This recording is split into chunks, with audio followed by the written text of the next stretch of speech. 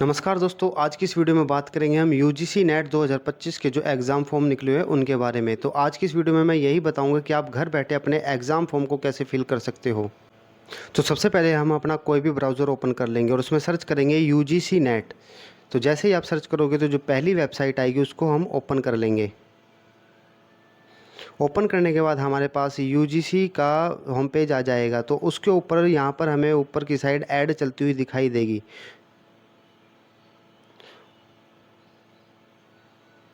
उस ऐड के अंदर यूजीसी नेट जून 2025 का ऑप्शन होगा, क्लिक हेयर टू रजिस्टर का। तो उस पर हम क्लिक करेंगे। इस ऑप्शन पर दोस्तों क्लिक करना है हमें।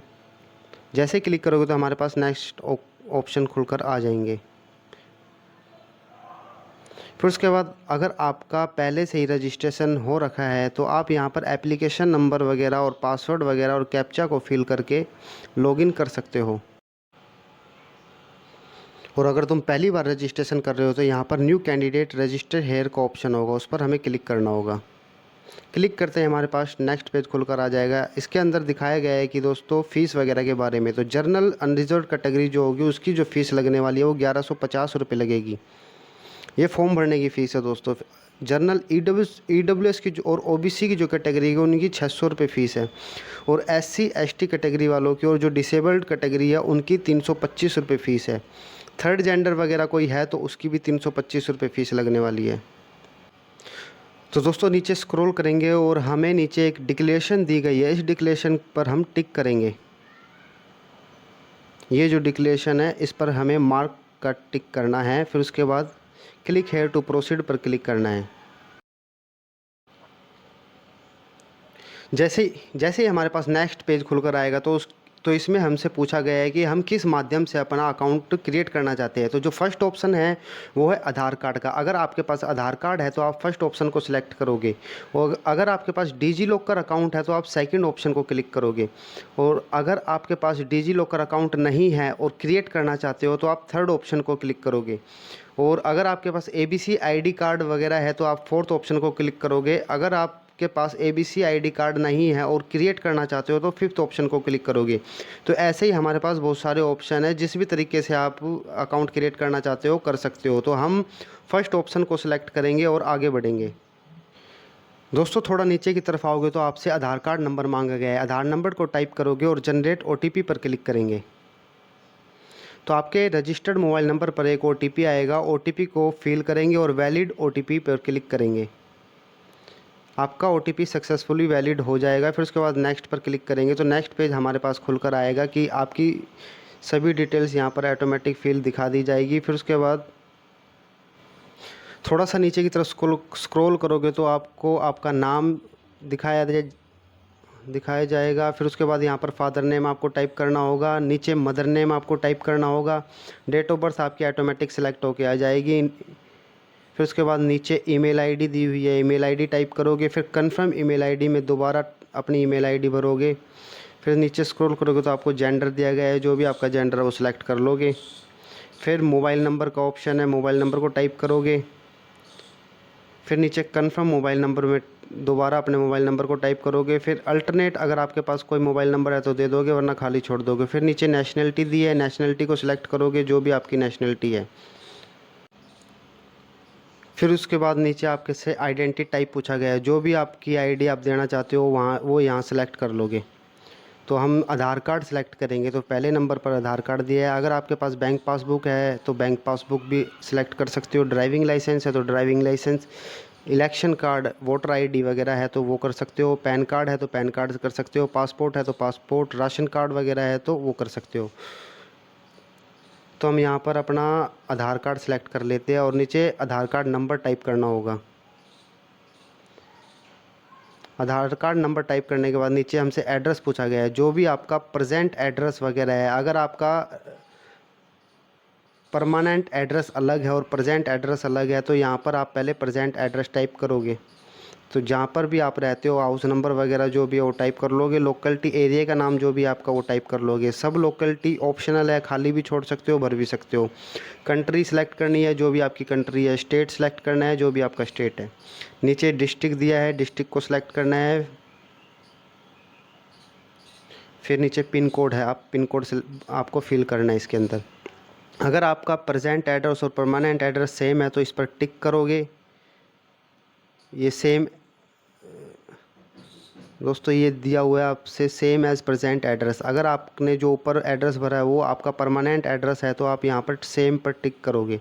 अगर अलग है तो सभी तो अपना प्रेजेंट एड्रेस मतलब परमानेंट एड्रेस यहाँ पर फिल करोगे। फिर उसके बाद नीचे स्क्रॉल करेंगे तो आपसे पासवर्ड क्रिएट करने के लिए बोला गया है, तो आप यहाँ पर अपना पासवर्ड क्रिएट कर सकते हो। पासवर्ड दोस्तों आपका न्यूमेरिकल और अल्फ़ाबेटिक और स्पेशल करैक्टर का होना चाहिए। फिर उसके बाद नीचे एक सिक्योरिटी फिर नीचे एक सिक्योरिटी क्वेश्चन पूछा गया है दोस्तों। सिक्योरिटी क्वेश्चन में आप इसमें दोस्तों सिक्योरिटी क्वेश्चन पूछा गया है। यहाँ पर आप सिक्योरिटी क्वेश्चन टाइप कर लोगे, जो भी आपका सिक्योरिटी क्वेश्चन है, जो भी आप टाइप करना मतलब फिल करना चाहते हो। अगर आप अपने फर्स्ट स्कूल का नाम देना चाहते हो या बर्थ सिटी का नाम देना चाहते हो या नेबर पेट नेम वगैरह जो भी आप देना चाहते हो फिल कर लोगे। नीचे कैप्चा को फिल करोगे। फिल करने ये जो कैप्चा दिया है दोस्तों इसको इस बॉक्स के अंदर फिल करेंगे और सबमिट पर क्लिक कर देंगे। सबमिट पर क्लिक करने के बाद आपके पास पूरी डिटेल्स आ जाएगी, आप चेक कर लेना। अगर सही है तो ठीक है, आगे बढ़ जाना। हाँ, आगे बढ़ने से पहले आपको यहाँ पर नीचे डिक्लेरेशन वगैरह दी है। इन अगर आपका candidate name, father name, mother name, gender, date of birth, mobile number, mail ID, address वगैरह सब कुछ ओके है तो इनको मार्क करेंगे। मैंने सभी पर टिक कर लिया और नीचे एक आई एग्री का ऑप्शन दिया, उस पर भी हम टिक करेंगे। अगर आपने फॉर्म में कोई गलती की है तो आप एडिट रजिस्ट्रेशन के फॉर्म पर क्लिक करोगे, वरना आप सबमिट एंड सेंड ओटीपी पर क्लिक करके आगे बढ़ जाओगे। और आपसे पूछा गया है कि आप फॉर्म को सबमिट करना चाहते हो तो एक ओटीपी आएगा, तो यस पर क्लिक कर देना। यस पर क्लिक करने के बाद आपके रजिस्टर्ड मेल आईडी पर एक ओटीपी गया है दोस्तों, ओके पर क्लिक करोगे। ओके पर क्लिक करने के बाद आप यहाँ पर अपने मेल आईडी पर जो ओटीपी आया है उसको फिल करोगे। फिल करने के बाद नीचे एक कैप्चा दिया गया है, कैप्चे को टाइप करोगे और वेरीफाई पर क्लिक कर दोगे। क्लिक करने के बाद आपको बताया गया है your application number has been send to your email ID. आपकी मेल आईडी पर एक एप्लीकेशन नंबर दिया है, उस एप्लीकेशन नंबर को यहाँ टाइप करेंगे और नीचे जो पासवर्ड बनाया था आपने उसको फिल करेंगे और नीचे एक कैप्चा दिया उसको फिल करके लॉगिन पर क्लिक करेंगे। लॉगिन होने के बाद हमारे पास नेक्स्ट पेज खुल कर आएगा कि आपका रजिस्ट्रेशन तो कंप्लीट हो चुका है, लेकिन नीचे एप्लीकेशन फॉर्म है वो इनकम्प्लीट है, तो और नीचे फ़ीस पेमेंट है वो भी इनकम्प्लीट है। तो अब हम इन दोनों को कंप्लीट करेंगे। तो नीचे स्क्रॉल करेंगे, स्क्रॉल करने के बाद नीचे कंप्लीट एप्लीकेशन फॉर्म दिया है, इस पर क्लिक करेंगे।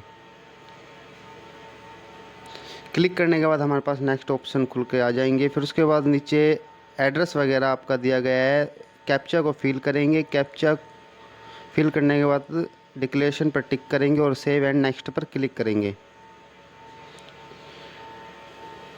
नेक्स्ट पेज पर हमसे पूछा गया है कैटेगरी के बारे में कि आप कौन सी कैटेगरी से बिलोंग करते हो, general, EWS, OBC, SC, ST, जो भी आपकी कैटेगरी है वो सिलेक्ट करेंगे। फिर उसके बाद पूछा गया है कन्फर्म कैटेगरी, मतलब दोबारा आपको सेलेक्ट करनी है अपनी कैटेगरी। फिर are you willing to apply from NF OBC, इसके बारे में दोस्तों मैं एक अलग से वीडियो बना दूंगा। एनएफ ओबीसी का मतलब होता है नेशनल फेलो ओबीसी कैटेगरी, जो अगर इसके आप अंडर में आते हो तो यस करोगे वरना आप नो करोगे।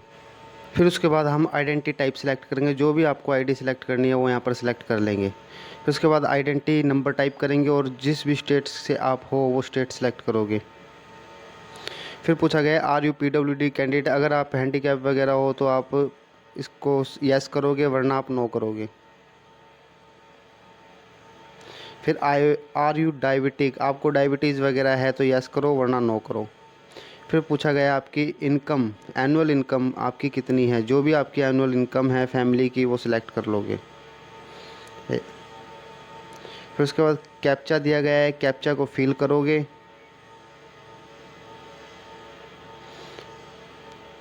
और नीचे एक डिक्लेरेशन है उसको टिक करोगे और सेव एंड नेक्स्ट पर क्लिक कर देंगे। नेक्स्ट पेज खुलकर आएगा, इसमें पूछा गया है सब्जेक्ट के बारे में कि आप कौन से सब्जेक्ट से एग्ज़ाम देना चाहते हो। तो जिस सब्जेक्ट से भी आप एग्ज़ाम देना चाहते हो वो हम सेलेक्ट करेंगे। क्वेश्चन पेपर मीडियम पूछा गया है, हिंदी में एग्ज़ाम देना है या इंग्लिश में देना है, मीडियम आप सेलेक्ट कर लेना। फिर उसके बाद पूछा गया UGC NET June 2020 I want to apply. आपके पास कौन सी मतलब किस टाइप की डिग्री है, 4 इयर्स की डिग्री है या मास्टर डिग्री है, जो भी है आपके पास है वो सिलेक्ट कर लेंगे। पास है या अपीयरिंग में चल रही है। अगर आप क्लियर कर चुके हो तो पास्ट पर क्लिक करोगे, अगर आपकी चल रही है तो अपीयरिंग पर क्लिक करोगे। तो हम अपीयरिंग पर क्लिक कर लेते हैं। फिर उसके बाद ईयर ऑफ पासिंग पूछा गया है कि आपकी कब तक क्लियर हो जाएगी, 2025 या 26 तक। तो हमारी 2026 में हो जाएगी क्लियर। फिर उसके बाद पूछा गया कोर्स कौन सा है, एमए एमकॉम है, जो भी आपका सब्जेक्ट कोर्स है वो सिलेक्ट कर लोगे। फिर उसके बाद सब्जेक्ट पूछा है किस सब्जेक्ट से आप अपनी पोस्ट ग्रेजुएशन कर रहे हो, तो जिस भी सब्जेक्ट से कर रहे हो वो सिलेक्ट कर लेंगे। फिर पूछा गया आपका रिज़ल्ट वेटेड है या मतलब आ चुका है, तो हमारा रिज़ल्ट अभी वेटेड है तो हम यस पर क्लिक करेंगे। फिर उसके बाद पूछा गया कि आपने एमए के एग्ज़ाम कहाँ से दिए, इंडिया से या आउट ऑफ इंडिया से, तो हम जहाँ इंडिया से दिए तो इंडिया सेलेक्ट कर लेंगे। क्वालिफ़िकेशन मतलब एग्ज़ामिनेशन स्टेट पूछा गया है, स्टेट सेलेक्ट कर लोगे। और यूनिवर्सिटी का नाम पूछा गया है, यूनिवर्सिटी का नाम सेलेक्ट कर लोगे। तो हमने दोस्तों सेलेक्ट कर लिया है। यहाँ पर हमने हरियाणा स्टेट सेलेक्ट कर लिया और यहाँ पर हमने यूनिवर्सिटी का नाम सेलेक्ट कर लिया। नीचे एक कैप्चा दिया है, कैप्चा को फिल कर लिया है। डिक्लेरेशन टिक करेंगे और सेव एंड नेक्स्ट पर क्लिक करेंगे। दोस्तों उसके बाद अगले सेक्शन में हमसे एडिशनल डिटेल्स पूछी गई है। अगर आप पीएचडी होल्डर वगैरह हो तो यहाँ पर यस होगा, वरना नो होगा हर जगह। उसके बाद नीचे पूछा गया है कि अगर आपने किसी चीज़ में रिसर्च करी या एक्स सर्विसमैन वगैरह हो तो यहाँ पर यस करोगे, वरना नो करोगे। तो हम सभी जगह नो कर लेते हैं। फिर उसके बाद नीचे एक कैप्चा दिया गया है, कैप्चा को फिल करोगे, डिक्लेरेशन को टिक करोगे और सेव एंड नेक्स्ट पर क्लिक करोगे। फिर नेक्स्ट पेज पे हमसे पूछा गया कि आप किस चीज़ के लिए अप्लाई करना चाहते हो। इसके अंदर असिस्टेंट प्रोफेसर की होती है और जेआरएफ की वैकेंसी होती है और पीएचडी ओनली की होती है। तो दोस्तों ये मैं बता दूं कि आप अगर किसी पर भी क्लिक करोगे तो ये तीनों का ऑटोमेटिक ही फॉर्म फिल किया जाएगा। आप जिस मर्ज़ी पर क्लिक कर देना, तीनों एक साथ ही भरे जाएंगे। तो और नीचे आपसे एग्ज़ाम सेंटर पूछे गए कि आप एग्ज़ाम कहाँ का भरना चाहते हो, मतलब एग्ज़ाम स्टेट और डिस्ट्रिक्ट कौन सा फिल करना चाहते हो। तो फर्स्ट चॉइस में हम हरियाणा सेलेक्ट कर लेते हैं और फिर उसके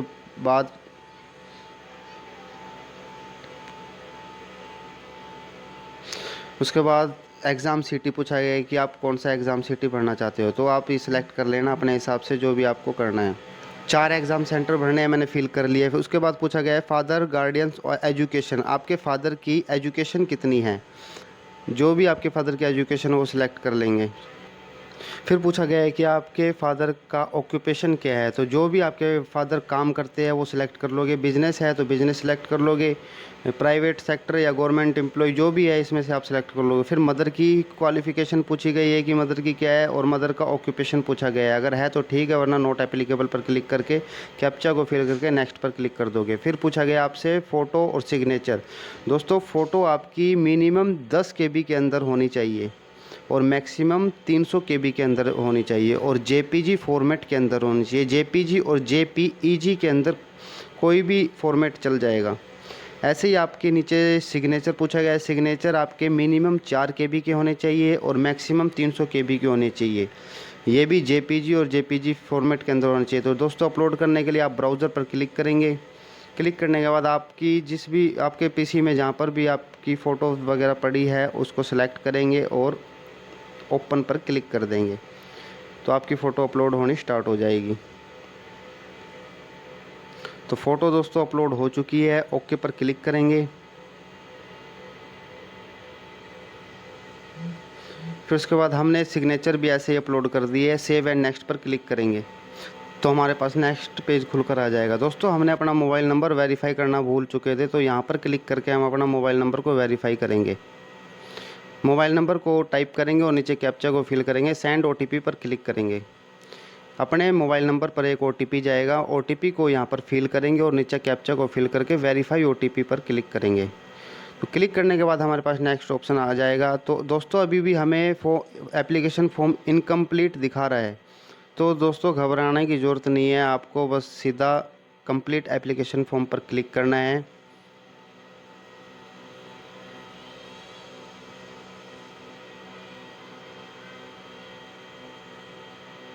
जैसे ही क्लिक करोगे तो हमारा लास्ट पेज खुलकर आ जाएगा। हमने पूरा फॉर्म जो भी फिल किया है वो हमको शो करने लग जाएगा। तो आप यहाँ पर चेक कर सकते हो।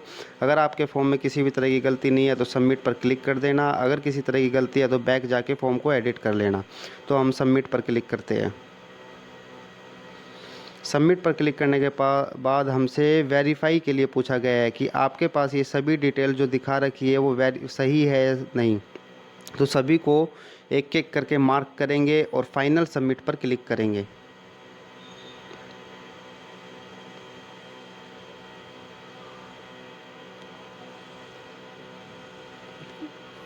फाइनल सबमिट पर क्लिक कर दिया है हमने। फिर उसके बाद हमसे क्या आ गया, your application submit successfully, okay. फिर फीस वाला ऑप्शन खुल के आ जाएगा। आप पे नाउ पर क्लिक करके अपनी फ़ीस को पे कर सकते हो। फिर हमसे पूछा गया है कि हम किसके थ्रू अपनी फ़ीस पेमेंट करना चाहते हैं, SBI, ई-पे, HDFC, कैनरा या ICICI, जिससे भी आप करना चाहते हो कर सकते हो। फिर उसके बाद पूछा गया है कि आप नेट बैंकिंग के थ्रू फ़ीस पे करनी है या क्रेडिट कार्ड, डेबिट कार्ड या UPI, जो भी आप ऑप्शन चूज़ करना चाहते हो वो कर सकते हो। हम UPI के थ्रू अपनी फ़ीस पे करेंगे, तो हम यहाँ पर UPI दिया है, इस पर क्लिक करेंगे। फिर उसके बाद इसका एक स्क्रीनशॉट लेकर रख लेंगे ताकि हमारी फ़ीस फेल हो जाए तो हमको आगे इस चीज़ की मदद मिल सके। QR कोड दिया है, UPI ID दी है, तो QR कोड पर हम सेलेक्ट करेंगे और नेक्स्ट पेज खुलकर आ जाएगा। तो उसके बाद नीचे स्क्रॉल करेंगे तो एक स्कैनर दिया है, स्कैनर को स्कैन करके हम फ़ीस की पेमेंट कर देंगे।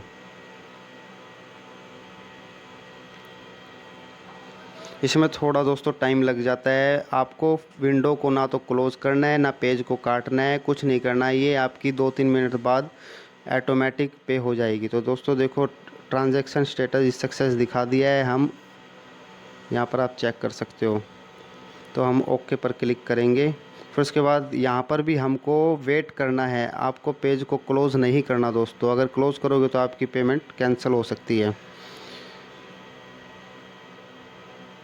तो हमारी पेमेंट सक्सेसफुल हो चुकी है, हम ओके पर क्लिक करेंगे।